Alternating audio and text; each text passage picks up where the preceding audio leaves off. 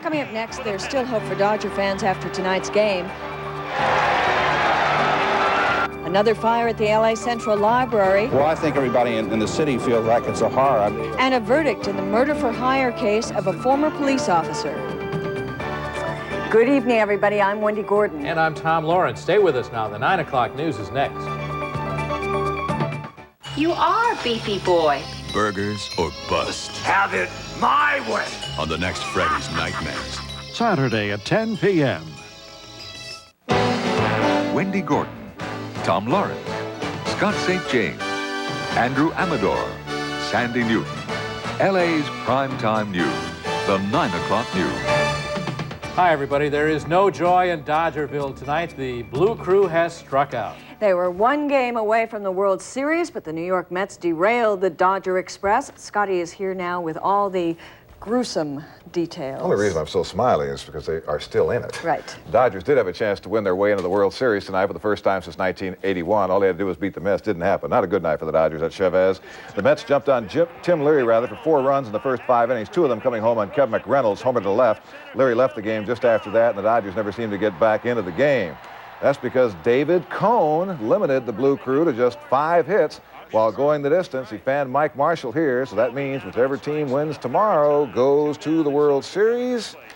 And there is your final. Those 2 faces said it all. That game is over with. More highlights and hopefully a live guest about 20 minutes from now. Hershiser tomorrow. And as we said, tomorrow night. You'll get him. Yeah. You'll get him. Absolutely. Keep our fingers Beat crossed. New York. Okay. The LA Police SWAT team is in action right now. They have surrounded an apartment building in the West Side, West LA. A gunman who has already killed twice tonight is thought to be holed up inside. Outside, our Channel 9's Linda Edwards is bringing us up to date with this live report. Linda. Tom and Wendy, we are here at Iowa and Federal in West LA, and it has been a tragic scene here tonight as one woman was shot and killed at the scene. Another man shot and died at UCLA. Right after the shooting. And right at the present time, the gunman is held up inside an apartment here, and the SWAT team has arrived to try to talk him into surrendering himself here. Of course, that would be the best way to finish this ordeal tonight. But if he does not surrender, the SWAT team is prepared to go in. I am here right now with Captain Maurice Moore from the LAPD. Can you tell me what happened tonight? Well, earlier, shortly after 5 o'clock this afternoon, a male individual armed with a firearm shot and killed a female who was standing in the middle of the roadway of Federal and 1600 block of Federal. And that individual, the shooter, then walked to an apartment building, and towards the rear of that apartment building shot another individual. That individual has since died as well. He has been held up inside an apartment in the 1600 block of Federal, and we have communicated with him, and our Metropolitan Division is now communicating with him. And we're anticipating that ultimately he will come out, or we'll have to go in and remove him. Okay, and that's the way it usually goes in these situations, negotiations by phone, and hopefully this will have a good ending tonight, and hopefully the man will surrender, and the SWAT team will not have to go in and arrest him. Back to you, Wendy and Tom. Okay, thanks a lot, Linda, on the West Side. Keep you updated on that one. There is more bad news tonight for the downtown Central Library. Fire hit that library for the 3rd time in 2 years. Channel 9's Mary Grady says it was a nightmare officials had hoped would never happen again. It was reminiscent of arson fires 2 years ago that destroyed millions of dollars worth of books. This time, however, the downtown Central Library is empty. Renovation on the building began several months ago, and all was going well until a passerby noticed smoke pouring from the structure late this afternoon. Some 50 firefighters battled a blaze in the basement where construction workers had been removing asbestos. We're not talking about structural damage, though, which is the big factor in a building such as this. We're talking about smoke damage and possible damage to some hand painting that's been done on the walls in there. Library officials say if the historic mural suffered any smoke damage, it could cost hundreds of thousands of dollars to make repairs. Well, I think everybody in the city feels like it's a horror. I mean, this is the third fire that we've had. It's an unbelievable kind of situation. Jones says the fire may set back the library's reopening, scheduled for mid-1992. An arson investigation team is looking into the possibility that this fire was deliberately set, but officials say they won't know anything for sure until tomorrow. In downtown Los Angeles, I'm Mary Grady for Channel 9 News. A guilty verdict today for a former L.A. police officer accused of murder. Richard Ford was convicted today in the murder for hire of Northridge businessman Thomas Weed in 1983. Weed's body has never been found, but Ford was convicted on the weight of testimony from Weed's widow, Janie Ogilvy, who had pled guilty and testified that she had hired Ford for the killing. Another ex-policeman, Robert Von Villis, is still on trial. Ford could be sentenced to die in the case because he was also convicted on special circumstance allegations. And Tom, gang-related killings in Los Angeles are on the rise. Police report 21 such homicides last month. In the first 9 months of the year, 174 people have died in gang slayings. That compares to 155 in the same period last year. In South Central Los Angeles, a 16-year-old Locke High School student was shot on his way to school this morning. That shooting happened outside Gompers Junior High, which is a couple of blocks away. A bullet grazed the head of George Hernandez. He was treated at the hospital and released. Police say a suspected gang member fired several shots from a car. Still ahead tonight, Mike Tyson claims that his wife drugged him before a television interview. And authorities seized nearly a ton of cocaine worth over $200 million. AIDS protesters forced the shutdown of the Food and Drug Administration. And ventriloquist Waylon Flowers dies of cancer. Stay with us. Yeah, cattle roundups just aren't what they used to be. These days, you gotta pamper beef. Black Angus is now serving prime rib at its best. Now we got this fancy high-class beef. Slowly roasted and served traditional or mushroom. Coming routine, another big drug bust, this one by L.A. Sheriff's deputies this past weekend. The booty was proudly displayed by law enforcement authorities today, the 1,600 pounds of cocaine and $500,000 in cash, the cocaine worth $200 million. But the real reason for the news conference was the delivery of a $3.5 million check to the L.A. Sheriff's Department, its share from a 1987 drug bust under a federal asset sharing program. That money will be used for a 26-member drug unit and more.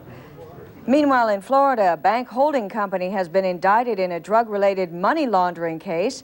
$32 million in Colombian drug money was allegedly laundered in the operation. 85 people were named in indictments. 40 have already been arrested worldwide. Tom? And Wendy, about 175 AIDS protesters were arrested in a mass demonstration in Maryland today.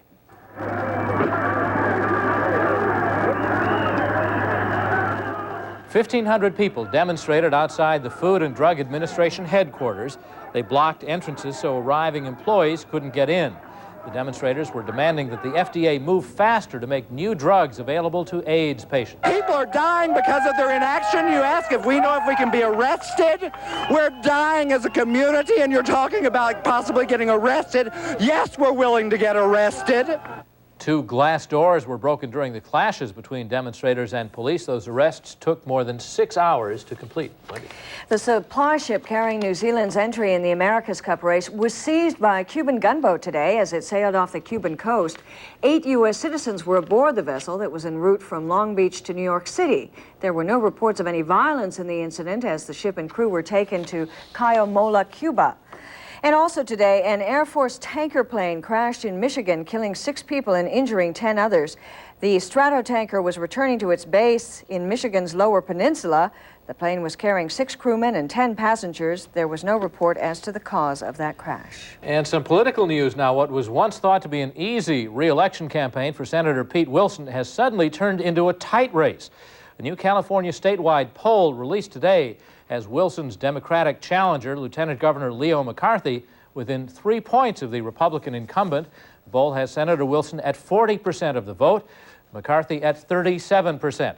This latest survey was conducted by the San Francisco Examiner newspaper and a Bay Area television station, and it is the first poll to show McCarthy within striking distance of the senator. A reminder for you, midnight tonight is the deadline if you want to register to vote in the election. All right, so you have a few more hours to rush down there. Coming up next, the latest in the Tyson divorce wars. And if you're in the mood for some cultural entertainment, Sandy Newton will have some hot tips for you. Hey, isn't this Canon's new personal zoom copier? No, it's the Queen Mary. The zoom feature really magnifies my image. Or cuts you down to size. And Canon replaceable... It's definitely...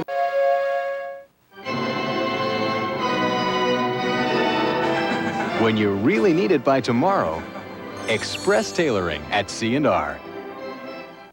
Sandy Newton's entertainment report is being brought to you by Holland America Line. At Holland America Line, we never forget whose vacation it is. A lot going on in the world of music and dance this week in Los Angeles. Our entertainment reporter Sandy Newton tells us there is a feast of creative delights awaiting audiences in the Southland. Well, those of us who complain that Los Angeles just doesn't have any culture will have to eat their words this week. Friday night, the third season of our Music Center Los Angeles Opera opens, starring superstar tenor Placido Domingo. In a world premiere, the new version of Tales of Hoffmann.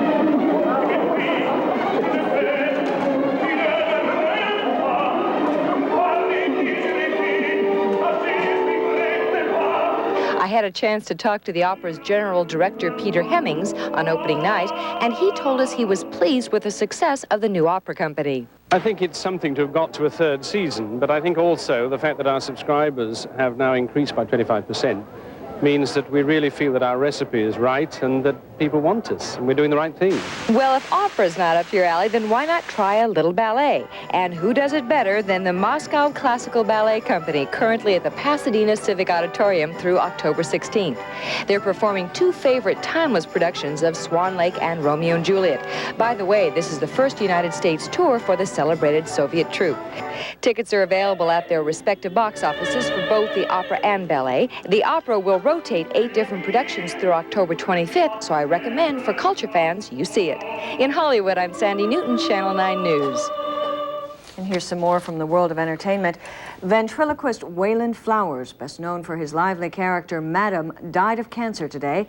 Flowers had collapsed on stage in Lake Tahoe last month and was later flown to Los Angeles. He was 48. The puppeteer created a number of characters, but was probably best known for his television show starring himself, Wayland, and Madam. Private memorial services will be held in both Los Angeles and his hometown of Dawson, Georgia. And now, just to prove that truth is stranger than fiction, or who needs soap operas when you have real life, Robin Givens has a new handler in her corner tonight. She has dropped famed L.A. palimony attorney Marvin Mitchelson in favor of a New York attorney in her divorce of boxer Mike Tyson. No reason given for the attorney change. Meanwhile, reporter Sandy Kenyon says the public is beginning to feel that the champ is being played for a chump. Robin Givens is as smooth and sophisticated as Mike Tyson is rough and tumble, so their match was an unlikely one from the start. But despite his tremendous strength, despite reports he beat his wife, in terms of public opinion, the champ now seems to be the underdog. These days, Tyson is communicating with his wife principally through the newspapers. In one, he charges his wife and mother-in-law gave him the powerful drugs Thorazine and lithium just before a TV interview to sedate him. And that may have gained him even more sympathy. Robin Givens, I think she's an opportunist.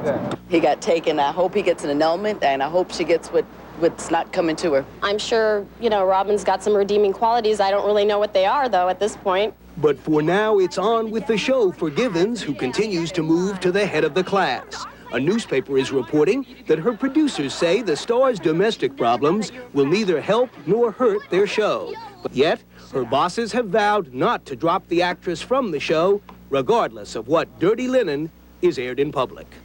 Sandy Kenyon, CNN Entertainment News, Hollywood. Southern California cable companies are banding together to battle video pirates, those who steal cable signals without paying for them. The association announced the hiring of 75 cable cops, they're former FBI agents, who will spearhead the effort to stop the estimated 600,000 people who have a video vice. Call your cable company and become an honest subscriber. We won't ask any questions if you call us before we call you. Cable theft is a crime. Our main emphasis and our main thrust is not to put people in jail. We want subscribers, and that's what we've geared the whole thing to. But unfortunately, there's an element out there that regardless of what we do, they're going to ignore all of our overtures to bring them on legally, and they're going to steal our service. And when we feel we've reached a reasonable limit, which 3 times over about a 9-month period is fairly reasonable, then yes, we will pursue them criminally. The cable industry also released video of a recent bust to emphasize its point that it is losing $180 million a year locally to video pirates. And before you introduce our friend, I just want to say welcome back. Tom is a new father. He also broke his foot. What do you think that means? I'm the only guy who took his wife to the hospital and was wheeled out himself in a wheelchair. Tom, it's been a busy week for you. I guess. But it's nice to have you back. We can't wait to see pictures of the new baby. We will tomorrow. Now we're going to see Andrew for the weather. Absolutely. We'll be back with the forecast. Dense fog for the north coast tonight. So if you're driving, drive carefully. Back in just a bit. Hey, can we extend this cruise? Like maybe for a year? I don't even miss work. Don't go back then. Good, I gotta get into that country groove, you know, a Rocky Mountain High. Yeah, and thank God you're a country boy. We're also going to talk to Primetime TV's hottest teen star, actress Alyssa Milano from Who's the Boss? Yes, and if you're planning on buying some new furniture, don't do a thing. We've got some great tips for you on how to get those great bargains, up to 50% off on furniture straight from the factory. Live with Regis and Kathy Lee, tomorrow at 9 a.m. Andrew Amador's weather report is being brought to you by Coco's new bakery restaurants, now featuring their special prime rib dinner. Cooler temperatures and the fog is rolling in again for the north coast. Dense fog tonight, which could hamper some driving activity, so be apprised of that. Let's see what the numbers at 9 look like tonight. Temperature 65, relative humidity 75%. The pressure is rising, winds out of the west. And 80 was the high temperature this afternoon, and our early morning low, 65. Here's our local picture for you tonight, and it looks pretty good. High pressure is beginning to weaken over the interior west, and that means the Santa Anas are finito. Meanwhile, a frontal system is moving in. That increases the onshore flow for the cooling, and again produces the dense fog right along the coast. Last night it was a problem for the south coast, but it's moving northward, so for the north coast tonight, we will have some problems with dense fog, so you take heed tonight if you're driving. Here's the local forecast then for you tonight, and it's those late night low clouds, dense fog again for the coast. Tomorrow, hazy afternoon sunshine. It should be a pleasant fall day with pleasant temperatures everywhere. Check out some numbers. The Valley's get a break tomorrow with temperatures topping out only in the mid and upper 80s. Inland Orange County, Anaheim 79 Wednesday. The desert shows some signs of cooling too. Palm Springs, 99 for the high there tomorrow. Relatively cool for those folks. Here's the 5-day forecast. Cooler weather for the next few days with a little warming for the weekend. Low clouds and dense fog will persist, especially near the coast. So that's something that we have to look to this time of year. Looks reasonable. Yes. And you did a great job. Very nice. Well thank Everything you. worked. Yes. Thanks, Andrew. The sight of handicapped children evokes in all of us strong feelings of human sympathy, but also often feelings of helplessness. In this week's Who Cares report, our Jim Murphy profiles an organization that is helping handicapped kids, but it needs your help. I'm fine. And you? How are you doing? For 50 years, the Blind Children's Center of Los Angeles has taught and nurtured tots who cannot see. Charging no tuition and existing on private contributions, the center now has 35 children up to age 5 who need specialized attention and loving care. I think the special attention that each one of our staff takes with the families and the children themselves is what the center is all about. It's a very neat thing to see the entire family working with our staff. The center needs volunteers to teach music, dance, and arts, to work with the children and in the office. They need educational toys and musical instruments. They need magnifiers and training aids, playground equipment, a security fence, and money. If you can help, call 664-2153. Whenever we turn the camera light on, little Jessica here would run toward it. She's partially sighted and can see that bright light. Some of her friends here will never see light the way Jessica can, but with your help, they'll all see a brighter future. I'm Jim Murphy. Absolutely. Yeah. What a cute girl she is. Well, kind of a sad night at the stadium for Dodger fans. Scotty will be along with highlights and lowlights. And he'll also have a live interview with one of the participants, the players, coming up next on Sports.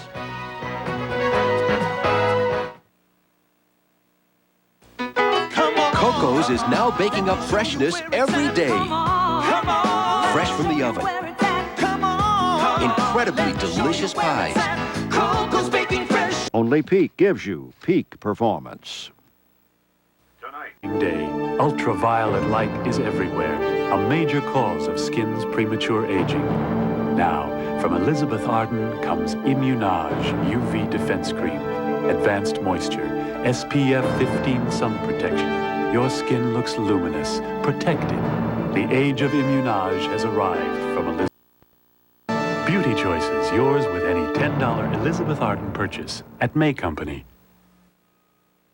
No doubt about it. This Dodgers-Mets series has been a thrill a minute going into tonight's game. The Dodgers could have ended this thing. Tim Leary looked shaky right from the very beginning tonight. He loaded the bases in the first and yielded a sacrifice fly to Kevin McReynolds. It was the first time all series that the Mets had scored before the Dodgers. And ailing Kirk Gibson played tonight, but his hamstring pull may have affected LA's strategy. With 2 on and no outs in the first, Gibson tried to bunt, didn't work. LA didn't score that inning.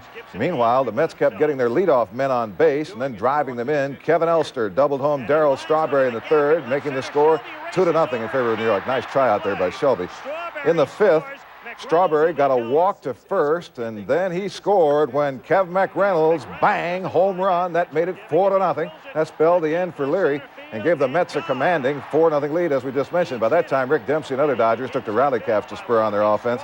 It helped a bit in the fifth as LA strung together a single, a walk, and this base hit by Mickey Hatcher. Brian Holton chugged around third and just beat Strawberry's throw and Gary Carter's tag. That made it 4-1. That was the only let-up for David Cone this time. Cone, who was knocked out in the second inning in Game 2, kept the Dodgers at bay after that. Down by 4 in the ninth, the Dodgers got a couple of base runners, but Cone induced the flyout by pinch hitter Mike Davis for the game's final out. Cone with the win. There's the catch. And there's the final. Now, let's go live to Dodger Stadium and talk it over with the Moose, Mike Marshall. First of all, Mike, thank you very, very much for joining us on a night that wasn't a whole lot of fun. And before I get to questions that might be considered to be a little uncomfortable, let me just say this, that I agree with those who say that no matter what happens tomorrow night, that this Dodger team has gone way beyond what anybody thought they were going to do. You guys got to be happy with the season so far. Well, we are. Thank you, Scott. But I don't think we'll be happy if we don't win tomorrow. We've worked very hard, and we're really looking forward to tomorrow. We've got Orel going for us, and if we can score some early runs, we'll get this place rocking a little bit. The crowd never got into it tonight because we got down early. But tomorrow, if we can score some early runs for our ace, we'll have a good shot. All right, and let me just apologize for our people who cannot see Mike right now. We're having some problems, but we will continue the interview.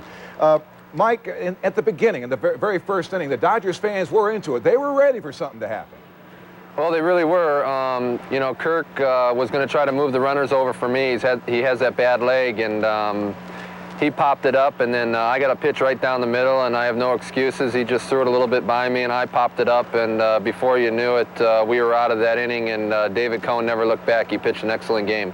Hindsight's 20/20, Mike. In that first inning with runners on first and second, 9 pitches, 8 of them balls. Kirk, the unsuccessful bunt, you're up and you're swinging at the first pitch. That's the hindsight. You have any hindsight on that? Well, like I said, it was a fastball right there. If you got a chance to see it, it was right where I wanted it, and it was a pitch that I can handle, and I'm in the 4th spot to drive in some runs, and you know, hopefully if it would have been a bad pitch, I would have taken it, but it was a fastball right there. I wasn't going to get a better pitch in the at-bat, and I just missed it. And I'm sure Kirk feels the same way. He hasn't popped up a bunt all year, but it's just the way it goes sometimes. And after that, David Cone just beat us. All right, Mike, thank you very much for joining us. Go get him tomorrow. You're welcome. Thank you. Okay. That's sports. They win it tomorrow. Good. Okay. Thanks, Scott. We have late word now from that barricade situation in West Los Angeles. The suspect is now in custody.